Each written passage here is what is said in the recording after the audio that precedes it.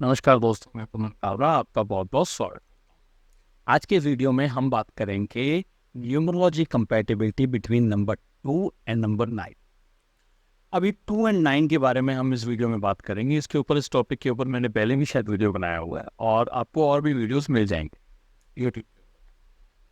Concern क्या है, हमने इसको समझना है कि हम 2 और 9 को कैसे ले सकते हैं। बेसिकली क्या है कि 2 और 9 की बात कर रहे हैं तो इसका मतलब 2 आपकी डेट ऑफ बर्थ में इंपॉर्टेंट होना चाहिए और 9 भी इंपॉर्टेंट। कैसे होता है, ये नहीं कि आपकी डेट ऑफ बर्थ में 1995 को पैदा हुए तो आप कहेंगे हाँ जी 9 है मेरे पास, या 1992 को पैदा हुए तो 2 है मेरी डेट ऑफ बर्थ में। तो जो भी मैं एलिमेंट्स और जो भी मैं फीचर्स बता रहा हूँ, आपको लगेगा कि हाँ जी ये हमारे अंदर भी है, बट लीड नहीं करेगा वो एलिमेंट। लीड वो एलिमेंट तभी करेगा जब वो प्राइम नंबर होगा आपका। जैसे आप 2 तारीख को पैदा हुए हैं, या आप 11 को पैदा हुए हैं, या आप 20 तारीख को पैदा हुए हैं, या फिर आप 29 तारीख को पैदा हुए हैं। सेम 9 के साथ भी होगा। आप 9 को पैदा हुए हैं, 18 को पैदा हुए हैं, या 27 को पैदा हुए हैं, या आपकी डेट ऑफ बर्थ का टोटल 2 है या 9। यहाँ पे ये नंबर्स जो होंगे ये आपके ऊपर ज़्यादा इन्फ्लुएंस डालेंगे, बट यही सिर्फ इन्फ्लुएंस नहीं डालेंगे। अगर आप मेरा वीडियो ये समझ के देख रहे हैं कि जो मैं बता रहा हूँ कि 2 और 9 आपके साथ एग्जैक्टली मैच करेगा, तो आप इस गलत फहमी में, मैं आपको कहूँगा कि ये फिर वीडियो आपके लिए नहीं। जो मैं बताने जा रहा हूँ, जो भी मैं बात करूँगा वो एलिमेंट्स के बेसिस पे करो कि ये जो नंबर्स हैं, इन नंबर्स के क्या फीचर्स होते हैं। अब ये नंबर के जो फीचर्स होते हैं ये आपके अंदर मौजूद होते हैं और रहते हैं। जैसे आप 2 तारीख को पैदा हुए हैं तो 2 वाली जो मैं क्वालिटीज अभी बताऊंगा वो आपके अंदर होंगी, ऐसा नहीं है नहीं जा सकती। बट क्या वो ओवर पावर कर रही है या नहीं कर रही है, ये जो बातें मैं बताऊंगा ये ओवर पावर जब नंबर्स करते हैं तब होती है। अब इनको कैसे अंडर पावर होता है, जब इनके साथ और नंबर्स जुड़ते हैं, या फिर आपकी बर्थ टाइम, एस्ट्रोलॉजी में ये प्लेनेट कहाँ बैठा है और कैसे बैठा है, क्या एक्ट कर रहा है, तब आपके साथ अच्छा और बुरा होता है। जैसे एक वीडियो का मैं कमेंट पढ़ रहा था, उसने उसने बोला था कि मैंने बताया था कि उन 29 वालों के पास अच्छा खासा पैसा इकट्ठा हो सकता, बट वो कहते हैं मेरे साथ ऐसा नहीं है, मेरी जॉब लॉस हुई। किसने कहा कि आपकी जॉब लॉस नहीं हो? संजय दत्त भी 29 तारीख का है, और आपका कौन सा हर्षद मेहता वो भी 29 तारीख का था। क्या उनके साथ लॉसेस नहीं हुए थे? ऐसा नहीं है कि आपके साथ लॉस नहीं होगी, आपके साथ वो हर चीज़ होनी है जो वो हो। हम इसको और बारीक में स्टडी कर सकते हैं जब हम पाम को रीड करते हैं, क्योंकि पाम के अंदर ये सारे इवेंट्स, ये सारी चीज़ें और एस्ट्रोलॉजी में आ जाती हैं। ये जो इन्फॉर्मेशन है ये हम सिर्फ इसको एलिमेंट बेसिस पे लीजिए कि ये एलिमेंट का असर आपके अंदर होगा। अगर आप फरवरी में पैदा हुए हैं तो आपका नंबर 2 है, तो भी आपके अंदर असर 2 के आएंगे। ऐसा नहीं है नहीं आएंगे। अगर वो कह रहे हैं नहीं आएंगे तो आई एम सॉरी टू से, बट आएंगे।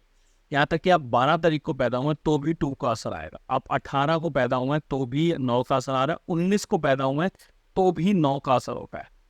बस वो कैसे कैसे होगा इसमें मैं आपको बताने की कोशिश करूंगा कि कैसे कैसे हम इसको देख सकते हैं और समझ सकते हैं। तो इनकी लाइफ कैसी रहेगी, कंपैटिबिलिटी कैसी रहेगी, उस हिसाब से आप अपने माइंड को भी ज़रूर यूज़ करना। इन्फॉर्मेशन मैं दे रहा हूँ, ठीक है ना, उस इन्फॉर्मेशन को कैसे प्रोसेस करना है, उसको कैसे यूटिलाइज करना है, एक समझदार तरीके से यूटिलाइज करना है। इसको बेवकूफ़ों की तरह एज इट इज़ मत कॉपी और पेस्ट कर देना कि ये आपके साथ मैच कर रही है, वो करेगी।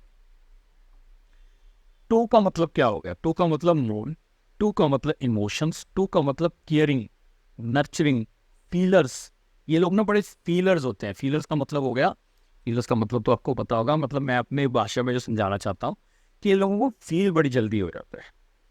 ये लोगों की जो इमोशंस होते हैं वो थोड़े से जल्दी ब्रेक डाउन हो जाते हैं।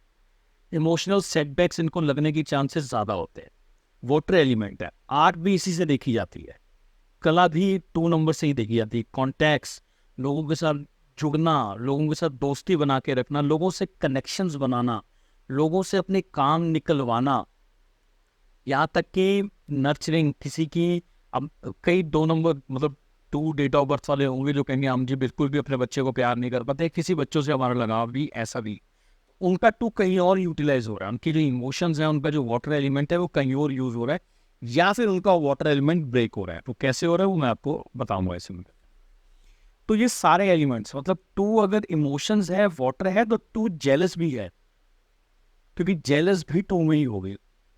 क्राइम भी है, कोई छोड़ के चला जाए, या कोई अपना पुराना दोस्त किसी और के पास, पोजेसिवनेस भी टू के पास भी है।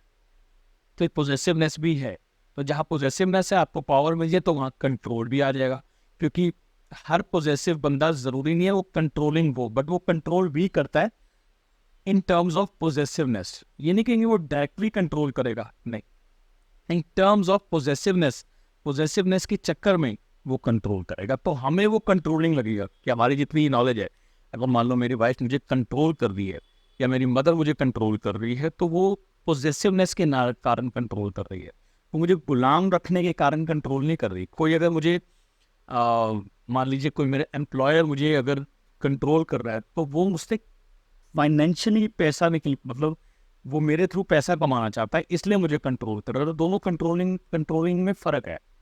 यहाँ जो कंट्रोलिंग आएगी, यहाँ आएगी हमारी इमोशंस को लेके। यही बात करते हैं हम 9 को लेके। 9 का मतलब क्या है? 9 एक फायर एलिमेंट। तो यहाँ जो मिश्रण हुआ वो हुआ हमारा आग और पानी का।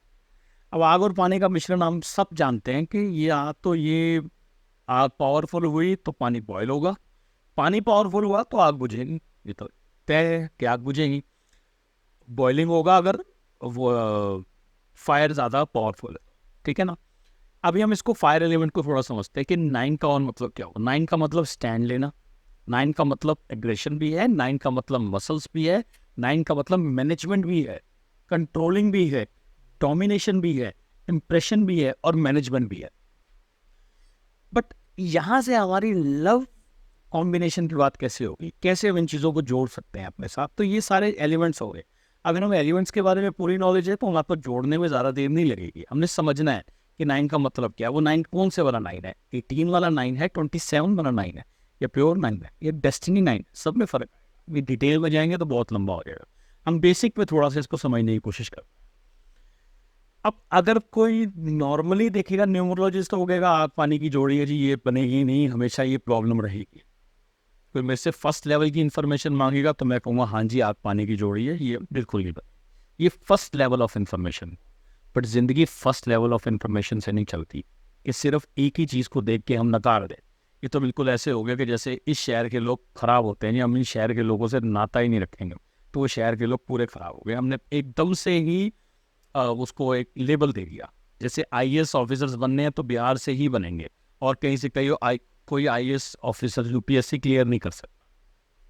मैक्सिमम वहाँ से होते हैं, बट इसका ये मतलब नहीं कहीं और से कोई क्लियर नहीं कर सकता। उसको लॉजिकली समझो, ठीक है। अब सेकंड लेवल पे चलते हैं कि सेकंड लेवल क्या होना चाहिए इसका। देखिए, हमने ये देखना है इसके साथ साथ कि मान लीजिए 2 है।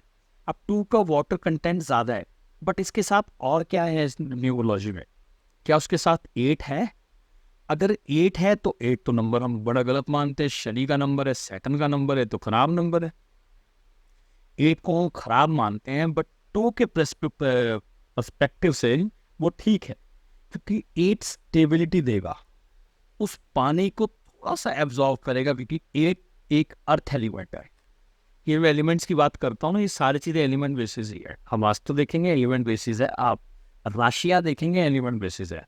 अगर हम पहली राशि देखेंगे वो फायर है, सेकेंड राशि अर्थ है, थर्ड राशि एयर है, फोर्थ राशि वाटर है, फिर फिफ्थ राशि हमारी फायर आ जाती है जो कि लियो है। इसी तरीके से 1, 5, 9 हमारी जो है वो फायर राशि है। 2, 6 और 10 ये हमारी अर्थ राशि है। 3, 7 और 11 ये हमारी होगी एयर राशियाँ। और उसके बाद 4, 8 और 12 हमारी वाटर असेंडेंट्स है, वाटर राशि, ठीक है। तो यही मैं आपसे कहना चाहता हूँ कि इसको समझना है कि 2 के साथ 8 तो नहीं है। अगर 2 के साथ 8 है तो यहाँ वो थोड़ा सा कंट्रोल हो गया उसके इमोशंस हैं, ऐसा नहीं है पानी ज़्यादा है, इमोशंस हैं, कला है, कॉन्टेक्ट्स हैं, फीलिंग्स हैं, बड़ी जल्दी दिल को लगने वाली बातें हैं। बट यहाँ 8 उसको थोड़ा सा सपोर्ट करेगा कि नहीं यार चलता है इतना, क्योंकि 8 एक जेन्युइन नंबर है, एक इंसाफ का नंबर है, एक जस्टिस का नंबर है सैटर्न। तो सैटर्न उसको जस्टिस देगा। जस्टिस देगा मतलब कि यार ये ठीक है कि अगर कोई थोड़ा बहुत राइट लेफ्ट चला गया, उससे सामने वाले से गलती हो गई है, तो यार इंसान ही है ना, प्रैक्टिकलिटी देगा। Practicality is the right word. Earth is practicality, earth element, तो उसको प्रैक्टिकलिटी देगा। रेजिस्टेंस देगा, रेजिलिएंट देगा, मतलब वो थोड़ा सा टिकेगा अपने अंदर।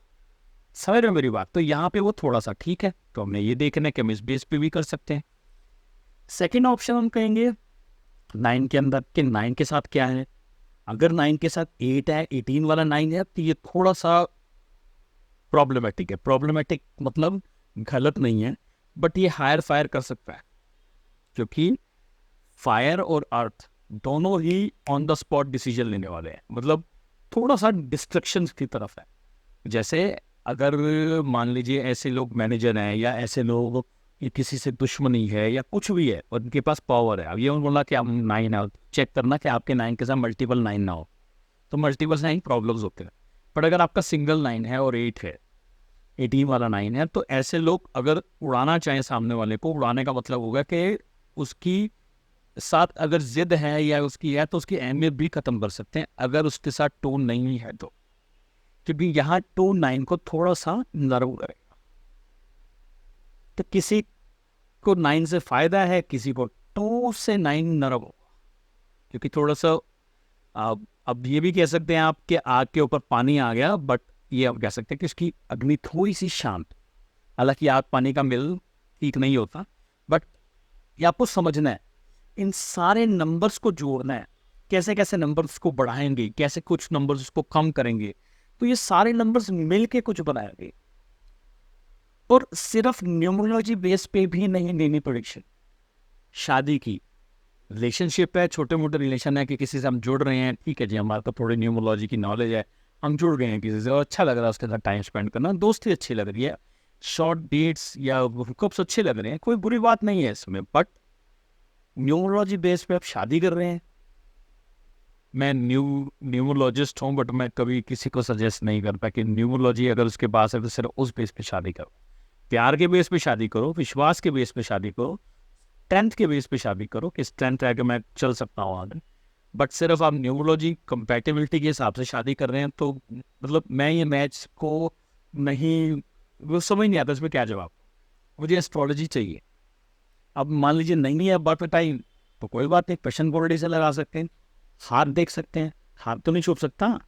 आदमी की डेट ऑफ बर्थ में वो बर्थ टाइम गलत बता सकता है, मान लीजिए बर्थ टाइम उसको नहीं पता है या गलत पता है, वो गलत बता सकता है।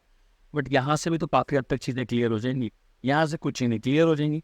ये लाइन बाय लाइन साइंसेस और इम्प्रूव होती जाती। न्यूमरोलॉजी से ज़्यादा एक्यूरेट एस्ट्रोलॉजी, एस्ट्रोलॉजी से एक्यूरेट ज़्यादा पामिस्ट, तो फिर थोड़ी सी चीज़ें और पीस पे हो सकती है। तो मेरे कहने का पर्पज़ ये नहीं है आपको कि आप इसको गलत मानो या इसको सही मानो, इस इंफॉर्मेशन को, इसको कम मानो, लिमिटेड इंफॉर्मेशन, इसको लिमिटेड मान के चलो और इससे मजे लो और सामने वाले पर थोड़ा बहुत रीड करो, क्योंकि आप प्रोफेशनल न्यूमरोलॉजिस्ट एस्ट्रोलॉजिस्ट नहीं हो। हमें कुछ उम्र हो गई है इसमें लगाते हुए, एक कुछ पीरियड हो गया, कुछ एक्सपीरियंस है, इसके बाद हम कुछ बोल पाते हैं। वो भी अभी डर लगता है बोलते हुए कि यार कुछ चीज़ें हम सामने वाले को कैसे जज कर रहे हैं, बट ये साइंस है, स्टडी हम करते रहते हैं और सामने वाले को इससे हेल्प। आशा करता हूँ दी गई जानकारी अच्छी लगी होगी। आज वीडियो वाकई में बहुत बड़ा हो गया और आपसे जल्दी मिलता हूँ एक नई वीडियो के साथ, तब तक के लिए नमस्कार।